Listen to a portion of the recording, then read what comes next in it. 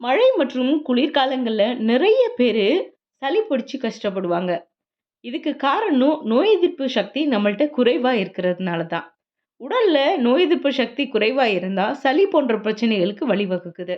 இது அதிகமாகுது அப்படின்னா, நம்முடைய மூச்சு பாதையை சீர்குலைத்து மூச்சு விடுதல்ல சிரமத்தை ஏற்படுத்துதுங்க. இந்த சளி தொல்லையை நீக்கும் ஒரு அருமருந்தா இருக்குது கருந்துளசி. ஹாய் ஹலோ ஃப்ரெண்ட்ஸ், வணக்கம் அண்ட் வெல்கம் டு தேன் மிட்டாய் யூடியூப் சேனல். நாம இன்னைக்கு இந்த பதிவுல கருந்துளசியை நம்ம உடல் நல பிரச்சனைகளுக்கு எப்படி பயன்படுத்தலாம், அதனுடைய ஆரோக்கிய நன்மைகள் என்னென்ன அப்படிங்கிறத பார்க்கலாம். ஆயுர்வேத மருத்துவத்துல துளசி முக்கிய இடம் வகிக்குது. இதுல 12 வகையான திரவங்கள் நிறைஞ்சிருக்குது. இது சர்க்கரை நோயை மட்டுப்படுத்தி ரத்தத்தை சுத்தப்படுத்துதுங்க. அதோட குளுக்கோஸ் அளவை கட்டுப்படுத்தி கொழுப்பையும் கட்டுப்படுத்துது. தினசரி 4 கருந்துளசி இலைகளை நாம மென்னு தின்னுட்டு வரும்பொழுது இருமல், சளி, தலைவலி, வயிற்று கோளாறுகள் சரியாகுது. தண்ணீரால் ஏற்படக்கூடிய கிருமிகளை அழிக்கும் ஆற்றலும் அதிகரிக்குதுங்க. நுரையீரல் பகுதியில வறட்சி ஏற்படாம இருக்கிறதுக்காக நம்மளுடைய உடல்ல இயற்கையாகவே உருவாக்கப்பட்டது தான் சளி. இது அதிகமா இருக்கும்போது தான் பிரச்சனையே உருவாக்குது. அன்றாட உணவு பழக்க வழக்கங்கள்ல சில மாறுதல்களை செய்தா இந்த பிரச்சனையை சரி செய்யலாம். அதுதான் நோய் எதிர்ப்பு சக்தியை அதிகரிக்கும் உணவுகள். கருந்துளசிய சளி தொல்லையை விரட்டும் ஒரு சிறந்த மூலிகையா சொல்றாங்க. இந்த கருந்துளசி இலைகள் நம்முடைய உடல்ல நோய் எதிர்ப்பு சக்தியை அதிகப்படுத்துது. சிறிதளவு கருந்துளசி இலைகளை எடுத்து கழுவி பசுப்பால்ல போட்டு காய்ச்சி குடிச்சிட்டு வரும்பொழுது ஒவ்வாமையால ஏற்படுற சளியை அகற்றுதுங்க. கருந்துளசி இலைகளை நீரில் போட்டு கொதிக்க வைத்து ஆவி பிடிக்கும் போது சைனஸ் தொல்லையால் ஏற்படும் சளி நீங்குது. கருந்துளசியில காரம் கொஞ்சம் இருக்கும்.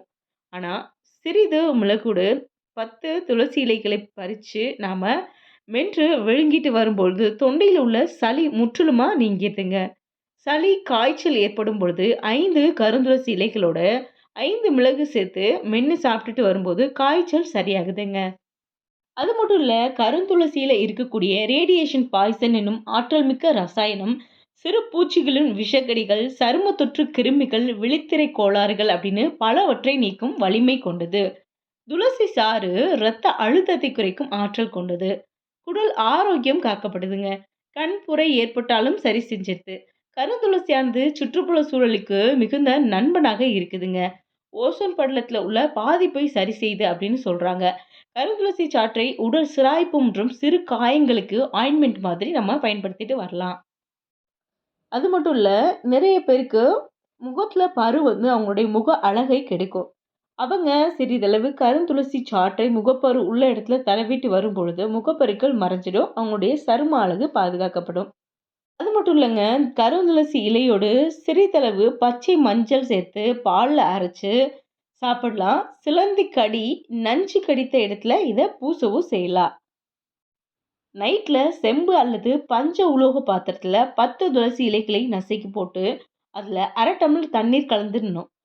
அதுக்கப்புறம் காலையில வெறும் வயித்துல வாய் கொப்பளிச்சுட்டு அந்த தண்ணீரை குடிக்கும்போது உடல்ல உள்ள தாது பிரச்சனைகள் தீர்ந்துடும். நம்முடைய உடம்பு மிளிரும் அப்படின்னு சொல்றாங்க.